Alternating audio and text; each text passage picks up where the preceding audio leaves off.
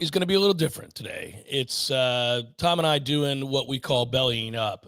We do these infrequently, but today, before the break, before the holiday, we thought we would make this hour number 3 of the JCS, the bonus hour post Seminole headlines. Tom and I gather kind of the way you would if you were at a bar.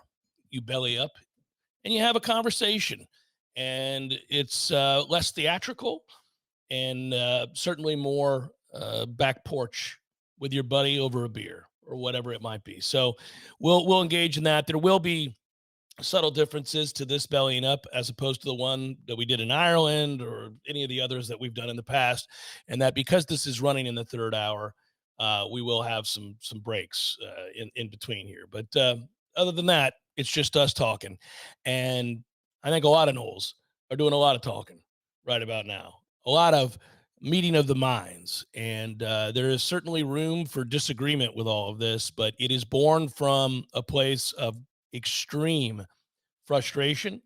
It is born from what I think is obvious, that Florida State has on the football field failed, and failed in grand ways that we didn't think were possible. I didn't think I would ever, not in my professional career anyhow, be covering a team that hasn't won a road game in 2 years. You can start there. You can look at the overall record. You can look at just the road record. You can look at the ACC record, which is, geez, Louise, putrid. You could look at a lot of different aspects to measure the failures of this football program, but they're all pretty daunting. Some of them seem inexplicable. And here we are on the cusp of going on the road one more time, this time to face the University of Florida. And I think I'll start there, Tom. Like, one of the things that bothers me, Florida State Florida week, much like Florida State Miami week, typically elicits a bunch of texts from friends that I don't always hear from, guys I went to school with, guys that I walked into that stadium with many times in 92 and 91 and 93, and like just going down to Gainesville. I remember for years, much like the Miami series, I would go down to Gainesville. I would see it, Florida State, Florida, home or away. I was in the stands for Warwick Dunn, award to Dunn. That famously was a great moment, and I pelvic thrusts my way into a euphoric state when that happened. And I can remember how loud that stadium was and how much was on the line and how the game was getting away from us. And it appeared that we, the better team, were not going to win that day if momentum had a say. And then Charlie Ward made that play, and Warwick Dunn went down that sideline. And the whole of that stadium knew that they had just lost the rivalry game, that Florida State had won it, and that the Noles were going to, continue the trajectory of being an annual contender for the national championship. And it was glorious. It was glorious. And anyhow, we've had the ups and the downs and everything in between, but nothing quite like this. Even the lost decade now that you were a part of, that you lived through, was not this bad. It wasn't good, and it led to a lot of apathy. And there was a sense that we weren't moving in the right direction, and you wondered how long it was going to last, how long it was going to be allowed to last. And there was a divided fan base even back then. I remember it well. I remember the wear black. I remember the bags over the head. I remember all that stuff. Hell, I remember the debate about the quarterback. But the point would be, where I was going with that, is that typically Florida State, Florida means enough to the diehard fans of Florida State to have the conversation. And I don't think I'll have a single conversation about Florida State, the football team, against Florida, the football team, and how they match up. I don't think there will be a single one of those conversations. They've happened in the past when we were 5-6 or 6-5. They've happened in the past where neither team was going to, back in the day, a major bowl. They've happened when coaches were on their way out, coaching their last game, and everybody knew it. We've always had the conversation, but Florida State has, over the course of the last 2 years, evolved into a kind of a circus, a freak show, a more of a what is happening here and who can fix it and when will that happen conversation, as opposed to, well, I really think they can exploit Florida secondary. And that conversation doesn't happen much anymore. Yeah, well, what's happening is this is being allowed to continue. And it wasn't allowed for Bobby. It wasn't allowed for Willie. Jimbo, it got untenable. You can argue about, you're fired, I quit, whatever. But it wouldn't have been allowed to continue then if, let's say, he came back for the next season and it was bad again. But it's being allowed now. And this is a higher level of you're either coaching it or you're allowing it discussion, because it gets to that administrative level. And you're either extending him or firing him or allowing it. And right now we're in the allowing it phase, and it's extremely frustrating. There might be a path to where you find legitimate points of interest for next season with the hires they make, the players they bring in. But what's crazy to me is, let's revisit the before the season discussion we had, which is 7-5. Would he stay? 8-4, 9-3, 6-6. He's got to be gone, right? Like, well, I think we would be surprised if we limp home at 6-6 here. I think we would be surprised if we won a road game because, hadn't happened in 2 years. They could, but it's amazing to me that by any standard, any metric, before the Alabama game, not after the Alabama game, but before the Alabama game, he still hasn't lived up to what we described as and what we opined about as the base necessity to allow this to continue. Hadn't done it. And yet it will continue. And so I understand Noles fans that are staring at the wall right now or throwing stuff at their TV screens. I get it all. I get the apathy or the anger. There's no wrong reaction to this. Even if you want to double down and re-up because you believe that in the darkest of moments, that's when they need my money the most. That's great. I'm not going to call anybody a sap. I'm not going to call anybody a traitor. You got to deal with this in your own way. This is just, unfortunately, I was texting my family the other day because my sisters were lining up responsibilities for when we all go home for Thanksgiving on Thursday. I said, sorry, I've been a ghost. The last few days have been the annual existential crisis for Florida State that I cover. And that's honestly what we do every year. Love this job. It's in a weird way, if you remove the Nole part of it, it's fascinating. It's a fascinating time to cover Florida State. But it's always got to be about some sort of existential crisis about whether we're in the conference or not, whether we're good enough to be in the playoff because we're in the ACC, or just whether we're good enough or not. And this is not good enough, but it's being allowed to continue, and it's just extremely frustrating. What gets frustrating is because when you're in this position of debate about where Florida State's headed, the kind of changes that you think are necessary, and Mike Norvell's role in it, you're right now, you're just looking for clues because you don't have any real clarity. And I know that Mike was asked yesterday about the infrastructure and about the changes that are pending and the things that they're going to do different. And he gave a very ambiguous, kind of a nothing answer, which tells me that he doesn't know. In fact, I pulled it up here. I want to look at one of the quotes. Are we structured, positioned to be the best that we can be in this new age and then in this new world? Things that you look at, things that you evaluate, and we'll continue to push towards that as the season is over and we transition into what's ahead. Well, that's not an answer. What is that? Are we positioned to be the best that we can be in this new age, in this new world? Things that you look at. That's very Jimbo, by the way. Things that you look at, the things in which you do, and we'll continue to push towards that, whatever that is, as the season continues. I don't think he knows, and that's the sense that a lot of people have about all of this is I don't think they know. And you heard it at the end of 2-10. You heard the exact same talking points at the end of 2-10, that changes were coming. They would be swift. They'd be immediate, that it was going to be fixed and it would be fixed quickly. And now here we are having a conversation about how things are not fixed. Things are not okay.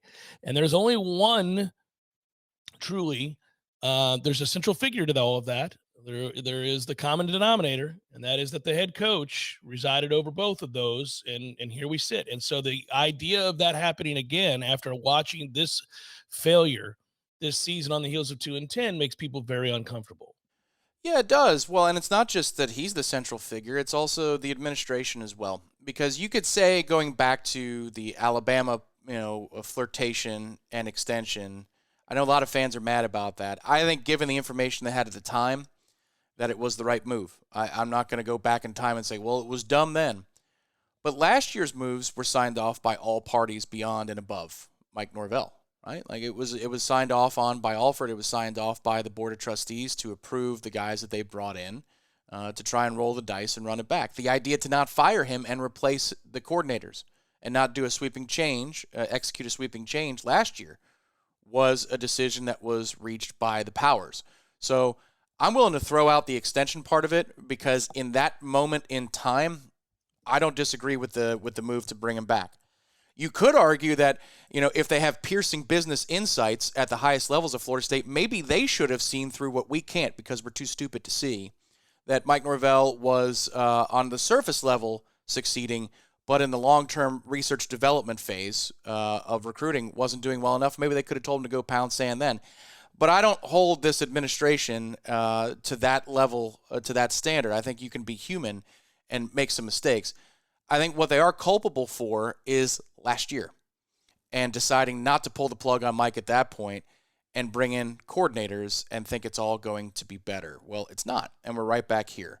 So in this moment, I fail to see why we can openly be critical of Mike Norvell and this coaching staff, and somehow because we're trading a playbook for a balance sheet that we can't be critical of the direction that the administration has chosen to guide this program in this offseason. I think it's all on the table. I think it's all worth questioning, and it all begins with this central question about what comes next, which is what is Mike Norvell going to be in charge of in 2026? And if you are bringing in somebody that's going to be either a middleman between the athletic director and the head coach, or you're going to replace the athletic director outright. Whichever path you take, somebody else is going to be a czar of college football that's not named Mike Norvell next year. That to me is the heavy implication of the statement that was released this past Sunday. What is that person in charge of versus what is Mike Norvell in charge of? Because this is the path that they're walking, and that's the most critical thing. And I don't know if that's going to be answered in a week or two with one name that's hired, or how they're going to go about doing it. Who is going to make that hire? It's just these are all fundamental questions that I think are fair to ask, and it doesn't always have to be about, because they're the administration, they're beyond reproach, man. Everybody is on the table for vetting right here, right now. Well, I would argue that there's nobody who thinks that you can't.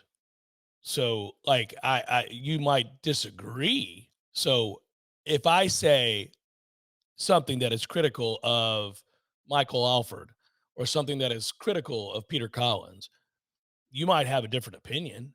You might come back at me and say, well, let's not act as if they haven't done some really good things for Florida State and then lay bare whatever those are and say those successes lead me to have a little bit longer leash because they have been successful here, here, and here. I think that they are owed the benefit of the doubt. Like you might argue that. I wouldn't, but you might. And that's fine because I do know that if I were to take that stance, I'd say, well, whomever you give the credit to for the fight against the ACC, certainly it worked out in their favor, our favor. We won that going away.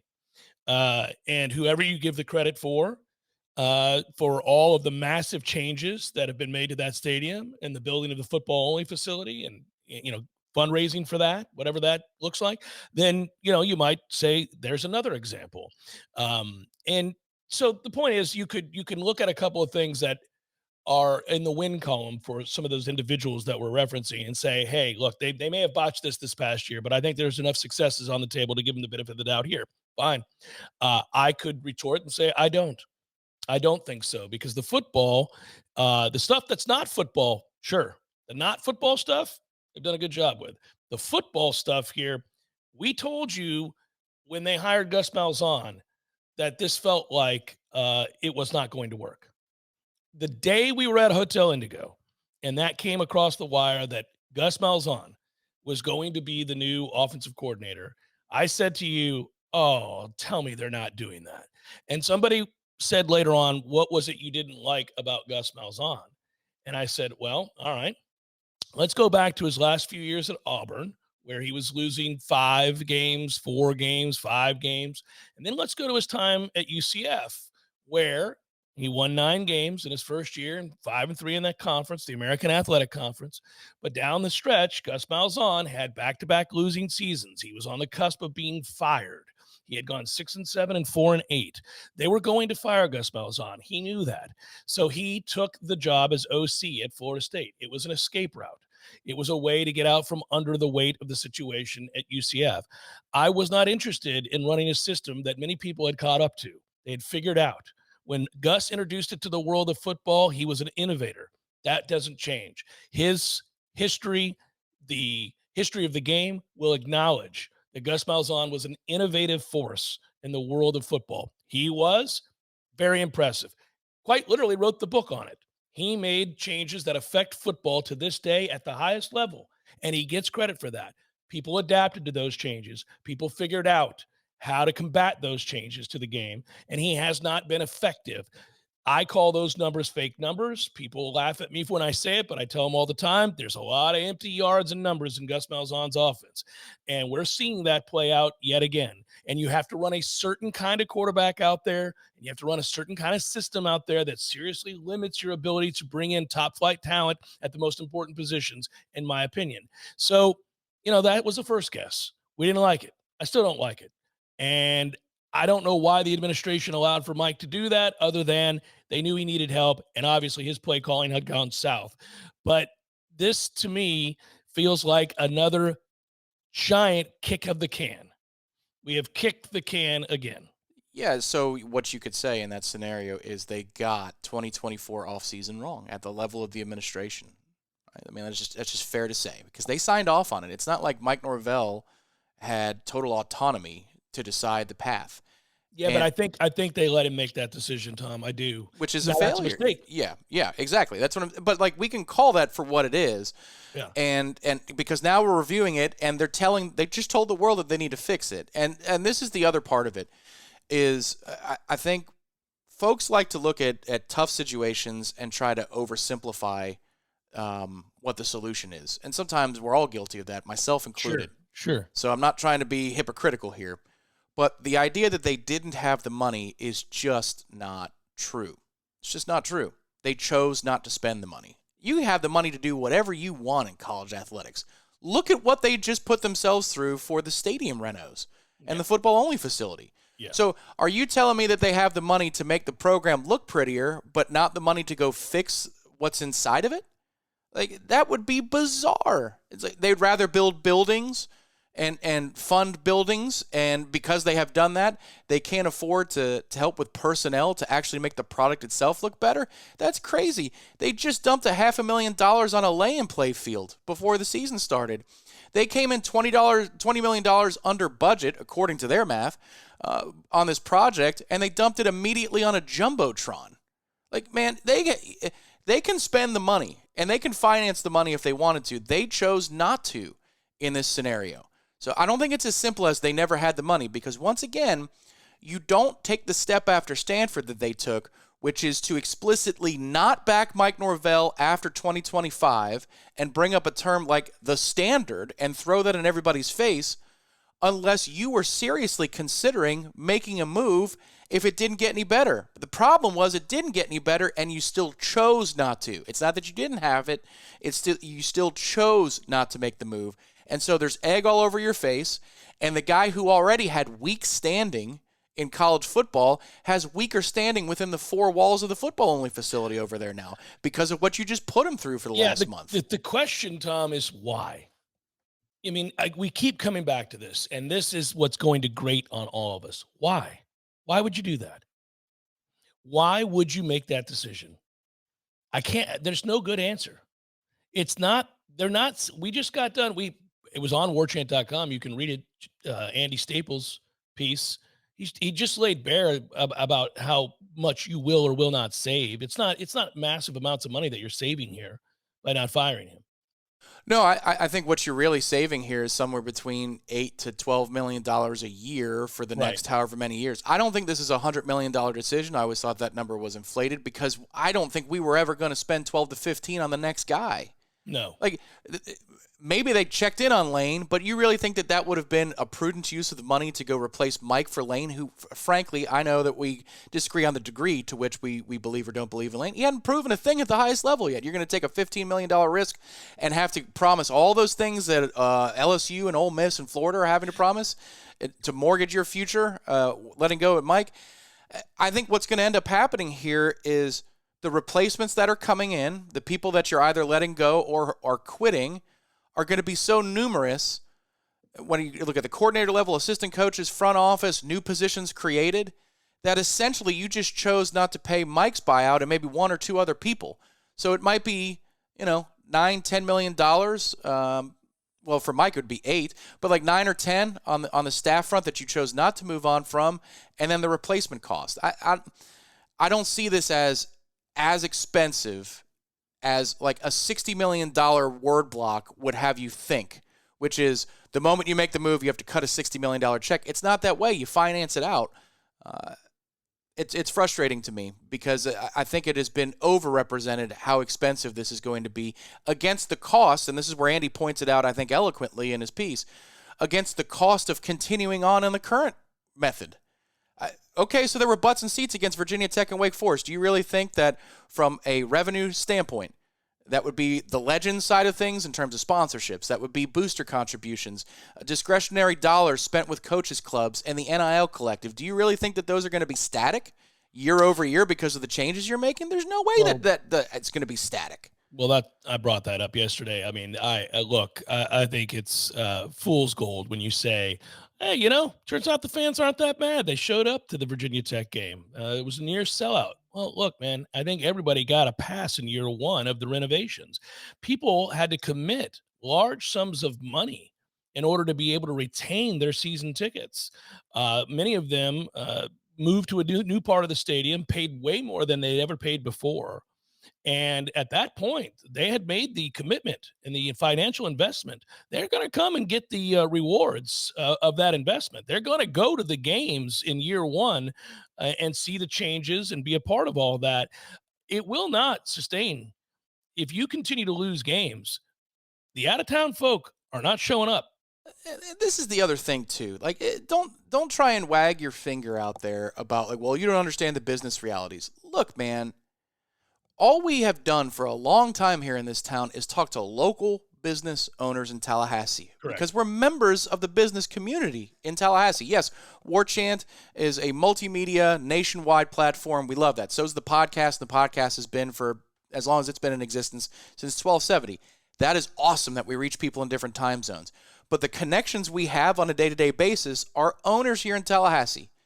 And I'm telling you, the moment that he was retained, those owners of restaurants and bars and hotels, their projections changed immediately. And if you think that theirs changed but the university doesn't, you're crazy. You're absolutely bonkers if you believe that, well, the fans will still spend the same amount of money on Florida State. They just won't be spending money on the Tallahassee community. Florida State is going to have even numbers, and the community in Tallahassee is going to lose. No, they're all going to lose. They're all going to lose. That's just economic fact here. It's a devastating one, and it leaves some of us in a bit of a depression. I know I'm hearing more and more from people that they can't bear, at least in the short term, to even have discussions anymore about Florida State football. They just threw their hands in the air when they saw the decision was made to do what Florida State's done at this point. And I imagine they just all want a little break. They just want a little break from FSU. You see the memes and the posts every weekend. When Florida State doesn't play, Florida State can't hurt me anymore. Florida State can't hurt me. I'm marked safe from Florida State. Tell you what, man, it's funny when we see other programs doing that. When you are sitting back and you see a Miami fan do that or a Florida fan do that, you chuckle, especially when you've got it riding high. And we had it riding high. He had it. It was all right there. I go back to the damage done post the snub, and I don't give the benefit of the doubt. I don't say, well, that was out of his hands. He got screwed. Therefore, he kind of lost the program. Well, you got to be better. And if that's true, he can't be here. It doesn't matter the empathy levels you might have. If it's true that he lost his way post the snub, unprecedented as it was, well, are we going to allow for that sorrow to last in perpetuity? Or are we going to move on and find somebody who wasn't snubbed to get them in here and get the program back to its winning ways? Clearly, right now, it's the latter. We're not gonna make the changes. Correct. The one thing I would say in terms of if you're looking for reason for optimism, doom and gloom is just the fact of where we are right now. I don't think that is stoked opinion. Like, no, it's not a choice. This is where we literally are. It's the reality of our situation. You just had 4 people in a paragraph of their own on Sunday tell you we suck and we're sorry about that and we'll do our best to get better. So that's just the fact of where it is. It can, even with Mike Norvell being retained, it's a quarterback away and some players away, and probably a prove it moment or two next season from getting interest back. I don't think it's one of those deals where they're gone, they're never coming back. Well, it's just that you have entrusted somebody who has proven not to be able to deliver with any consistency the results that are necessary. You have entrusted that person with yet another opportunity to allow to get it back.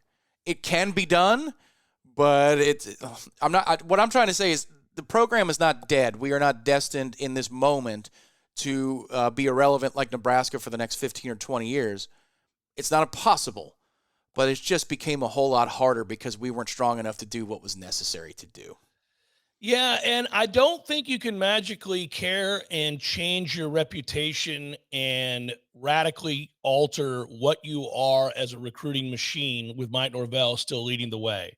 He has made it abundantly clear that has not been his greatest strength, nor his point of emphasis. If it were, we would have seen it by now. He has never recruited a top 10 class, even after an undefeated season.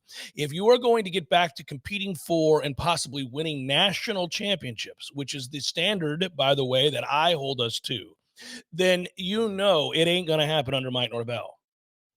And that's why you're depressed. You're talking about mattering at a very different level. You're talking about going 8-4 and competing for an ACC title. Could that happen under Mike Norvell? Sure.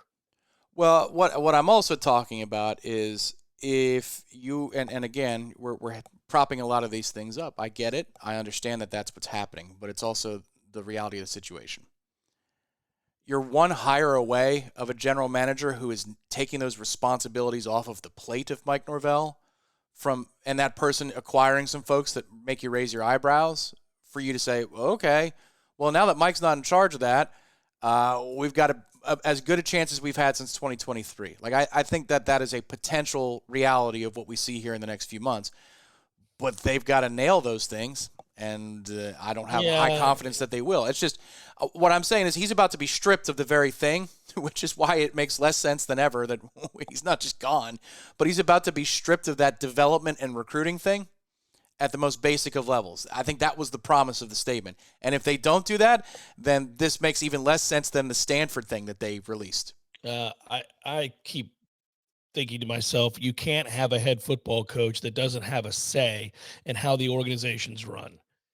I can't fathom that that's what they're going to do. And if so, it makes me resent it even more. We got to take a quick break. The days are getting shorter, my friend. That's what happens in the wintertime. And while I love winter, I don't like the shortened days. Sometimes it leads to depression. You know what else leads to depression? Poor football. Poor football leads to depression. More on that in a moment. This episode is brought to you by BetterHelp. Give online therapy a try at betterhelp.com/warchant. And get on your way to being your best self. Yeah, Florida State football, is depressing a lot of people. It's depressing me. It's depressing you. And we've got to talk about it on the regular. And sometimes that's what you need to do. You need to reach out to that somebody that you haven't talked to in a while, somebody that you thought, man, I should go have a cup of coffee and see how they're doing. Find out how the people in your life are doing. Communicate, reach out. It's always a good idea. And that's true mental health as well. It's okay. Therapy works. You'll ask yourself sometimes, why didn't I do this sooner? Talk to somebody that you can connect with that you haven't in the past to explain the way you're feeling, and you'll feel better about it. By the way, quality therapists, BetterHelp therapists work according to a strict code of conduct and are fully licensed in the United States. Of course they are. BetterHelp does the work to match you so that you can focus on your therapy goals. It's a short questionnaire. It's very simple, and it is private. You don't have to worry about sharing your thoughts with the world. It's just an individual at Better Health. This is what works. This month, don't wait to reach out, whether you're checking in on a friend or reaching out for a therapist for yourself. BetterHelp makes it easier to take the first step. Our listeners get 10% off their first month at betterhelp.com/warchant. That's betterhelp.com/warchant. betterhelp.com/warchant. Yeah, I think we will be very interested to watch whatever these changes are going to be, who they're going to be, what they're going to look like, and who's making the decision regarding these changes. How much of it is Mike? How much say does he have, if any? If you believe Peter Collins in his part of the statement, doesn't sound like Mike's going to have much say, which is in its own way a resentment that continues to build amongst the fan base, that this guy gets propped up beyond reason because he can't get it right. And they don't want to stroke the check for him to walk away. That leads to incredible frustration. Look, at the end of the day, I think most fans have figured out that in the current state of college football, where there is a 12-team playoff, and two conferences, or if you will, ESPN and Fox, rule the day, and that the deck is stacked against you a little bit if you're not in one of those two conferences. I think fans have figured out that 12-0 and 11-1 annually, the way it was in the 90s, is just not going to happen in big-time college football anymore. There'll be a couple of schools that might try to adhere to that standard, and certainly that will be the lofty expectation, and their investment might allow for extended stays. Ohio State comes to mind. Sweet Jesus, do they ever? In Georgia currently, those kinds of teams just keep finding ways to win over and over and over again. But for the most part, we are seeing the dissipating levels of talent in places where you cannot do as you once did, which is stockpile elite level players at every position. One goes down, replaced by another future All-American. Those days are gone. That's true. But it is certainly not too much to ask that you be competitive in your conference, that you be an annual contender to make the playoff and or win said conference. And so Florida State fans ought not be made to feel bad that they are furious with the state of their program and that they don't trust the administration to make the right choices. It's okay. They have every right and evidence to that end at this point regarding the football, which has been bad, which has been really bad. Not kind of bad, not, oh, this is the ebbs and flows of college football in the modern era bad. This is, no, you suck. You suck in a terrible conference. You're not even decent. You're not even middle of the pack in a bad conference. You have a right to be furious. Yeah, so that number is 18.8%. That is the winning percentage for a 3-13 record over 2 years. Florida State has won under 20% of its conference games the last 2 years.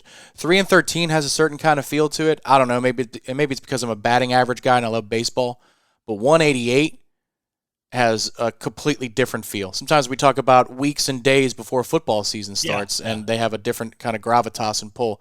How does 188 sound? That is what a good pitcher bats in the pre-designated hitter era. 188. That is what we are batting in ACC play in the last 2 years. 188. Today, Tom, just so you know, since we're talking about numbers, is the last of the 49 straight days in which football is being played. Tomorrow, there will be no football on your television. I thought I'd bring us down a little bit. Tomorrow, there will be no football on your television. There is today. So just a reminder, everybody, while we're thinking about numbers, we had that stretch we do every year. It's a moment in time in which we celebrate. It's the little things right now. I can't hang my hat on Florida State football. I just have to look big picture football. That's all I can do. It's all we can do together, everybody, because we certainly don't want to get down in the muck and dissect this situation much further. I'm not convinced that there's any hope at all regarding Florida State football under Mike Norvell. That's the reality. That's what I'm telling you here today. And it's a shame. It's a shame. But I think that's what we're resigned to at this point. There are others who disagree with me vehemently. There are many of you, I think Tom might disagree with me, who think that there's an outside shot that whatever moves they make here will change Florida State's fortunes. Yeah, I think our Venn diagram is pretty close to a perfect circle, but it's not quite because I think the path for success includes the emasculation from a football standpoint of Mike Norvell, but I think that's what they're sizing up the ability to do right here. Is the less he does, the better chance we have, and they're going to pay him full freight to live in that world. But how do you get coaches worth their salt and players to buy into that? Oh yeah, no, this is the players part. I think you have enough players who see Florida State as a stop on the map and the ability to play immediately as an enticing proposition. I think that can speak for itself if and when you bring in coordinator or coordinators in the next month that have their own reputation outside of Mike. And that's the other part of this thing that I find to be, if not the most fascinating, the second most fascinating. Probably the highest level of fascination is who's their czar, who's their GM, who's their AD, like who's that going to be that is going to call some shots in football. And then if and when that person is hired, if it is before coordinator replacements and coach replacements are on deck, how much of a say does that person have over Mike, or do they have a say over Mike? Because I got a feeling that if we hire a GM before we replace coaches, that the whispers are going to be that GM has significant input on the replacements for coaches that are leaving either of their own volition or are going to be fired this offseason. That is my hope. So what if you hire Martin Mayhew? He comes in and does what? What's he going to do? Is he going to say your recruiting operation is faulty? You've only got 2 scouts. You're going to have to do, we're going to need 10. By the way, I hate your assistant coaches. I'm telling Gus and Tony to have a good day. Mike, you answer to me. I'll get you some players. Do we think that's how that's going to go? Well, I wonder about one or both of the coordinators leaving on their own accord. That's number one. Number two, I really think that GM position it almost requires a second hand immediately. Yes. Which is, like Ira and I talked a little bit about this on the Smash. If you wanted to go with an NFL guy, somebody who has copious amounts of experience. I just gave him to you, Martin Mayhew. Right. He's a Nole, and he's been in the front office of the NFL for 30 years. Right. He's not working at corporate sales for the Cowboys, so he knows how their cap works. Like, he actually knows how the cap works because he's worked on the cap. Okay. Right. That guy still has a lot of blind spots when it comes to how to operate in a recruiting setting in college football. And so, in theory, I would think you need to have an assistant general manager who has an awful lot of experience in that realm to help inform the GM of what they don't know. Or vice versa.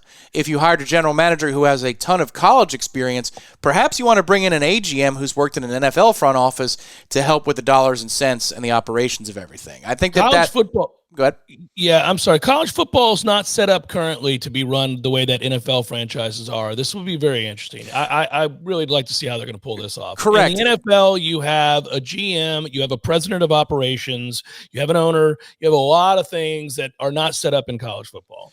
Sure. And well, they got Bruce over there in the athletic departments from the Rams who understands, I think, the operational standpoint of both college and pro. Maybe he's got some connects that can help you in this regard from the NFL place. I don't think that because we're in a brand new era in basically a new sport. If you think about it that way, this isn't college football from 10 years ago. This isn't the NFL. So it's its own sport. I don't know that you have a one-person solution here if you want to reorganize a front office. You probably need a couple of people with different skill sets that can get you to a place you need to go about how to organize this thing from top to bottom. And I wonder how they're going to look at that and what they're going to prioritize. Yeah, it makes me think that it's a hell of an undertaking, Tom. It's a hell of an undertaking that's going to cost millions of dollars. And I'd love to see how that is spent, who's making those decisions, how quickly this begins, how it affects this upcoming recruiting class, for example. You know who, if he was 15 or 20 years younger, 10 years younger, would be perfect for this situation? Is coaching the Raiders right now. It's Pete Carroll. Pete's seen both. More than most any other people. He's seen college at the highest level, and he sees the realities of the NFL.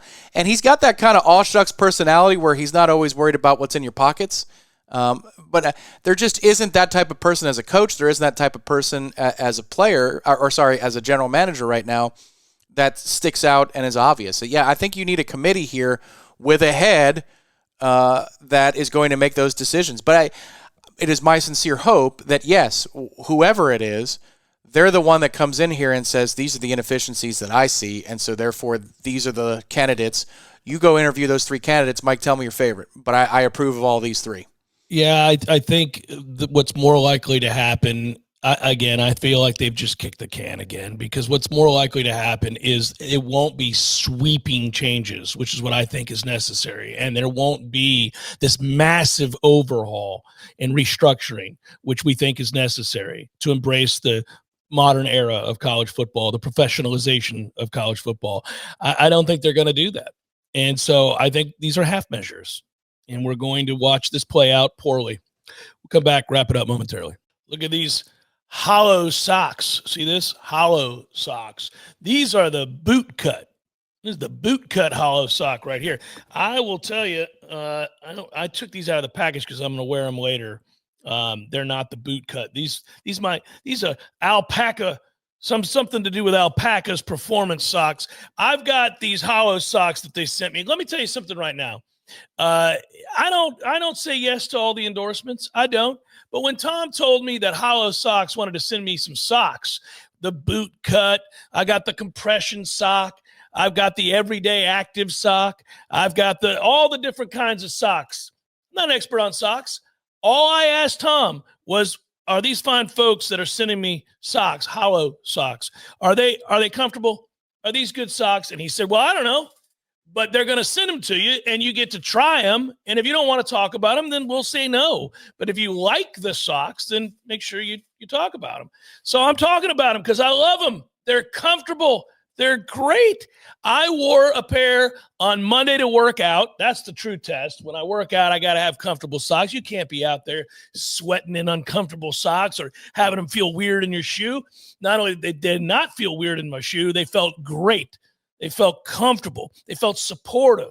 They felt like I should be working out in them. They're really, really good socks. And I think most of you watching this are like, all right, I like a good pair of socks. Socks are underrated. I mean, I know people who spend all kinds of money on socks, and at the end of the day, you really can't tell the difference. I could tell the difference with these socks. I like them. That's why I showed them off to the camera. I think you'll like them too. They've got socks for camping.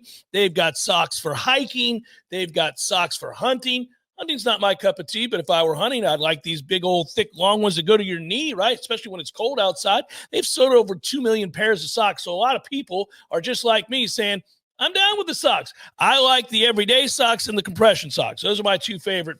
For a limited time, Hollow Socks is having a buy two, get two free sale. Head to hollowsocks.com today to check it out. Hollowsocks.com for up to 50% off your order.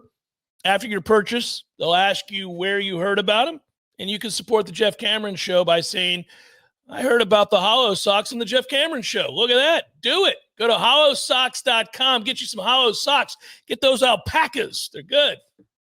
The next big thing that I'm looking for is the coordinator movement. Like, who is going to be here? Who's calling plays? Because Mike's no longer doing that. There's Tom, there's a part of me. Now, I'm on record and have said it over and over again. but there's a part of me, and I'm on record that he should be gone. But if you make the decision to keep Mike, there really is a part of me that wants him to take back over play calling. I don't listen. I'm not telling you it would work.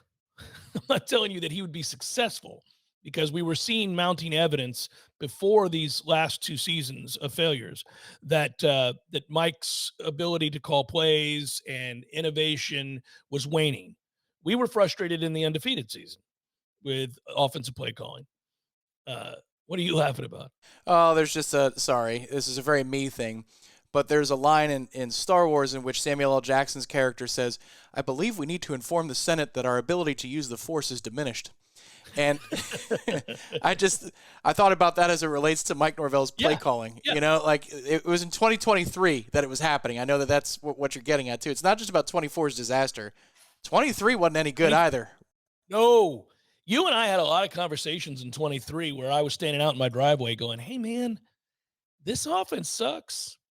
And, I would pointing to the numbers of how many runs we had of 2 yards or fewer. And I was like, "Man, look how many times we ran the ball and garnered nothing before Trey broke it for 70." Like the numbers would get skewed. In a lot of ways, the numbers this year have been skewed by a couple of games in which we put massive numbers up. And this is a habit worth watching. There was an interesting idea from Ira last night regarding the 23 offense specifically, because play calling did come up. And he said, I almost got the sense that 23 was about touch count for different players. Mm-hmm. Like there were quotas almost because the locker room was tricky. And he wanted to make sure that he got the ball to certain guys. That could have been like what 2014 was to Jimbo's culture, is it created habits that were hard to break. Maybe this 1-year hiatus from play calling would allow Mike to break those habits, but didn't it feel to you, if let's accept that premise that that's true, that he felt like he needed to get a pitch count to certain players like Keon and Trey and Jaheim Bell and all that. Okay. All right. Well, didn't 2024 feel very much that way in the way that they shifted personnel in and out? Doesn't it feel like that this year? That despite Gus having a track record of picking 1 or 2 guys at running back, that's really not his call. Like, I think that has been taken off of Gus's desk. You can't tell me before the game starts who the top 2 running backs are going to be every week, and there's no rhyme or reason as to why or why not. No, it's very strange. You have no idea. And you're like, "Oh, I guess today's a Sam Singleton game. Well, that's interesting. I guess today is going to be a Sawchuk kind of game. I guess today is going to be a Cromaw day. I guess today is going to be a Roydell day. I guess today's going to it's very strange. Nothing. There's so much sort of herky-jerky, no rhyme nor reason to a lot of what we do from a personnel standpoint on a regular basis. It is hard to get a handle on. I enjoyed the version of Mike that was desperate. It could just be that's where he, as an underdog, right? Like when you're coaching Memphis and you don't have all the resources. Mike was innovative when he first got here, and we had really nothing to work with. And we would force people to play 4-quarter games or go to overtime where we had no business. And Mike would scheme some things open early. Remember the reputation of the first 15 plays. Mike was calling things to start games where it gave you a chance to invest and believe a little bit.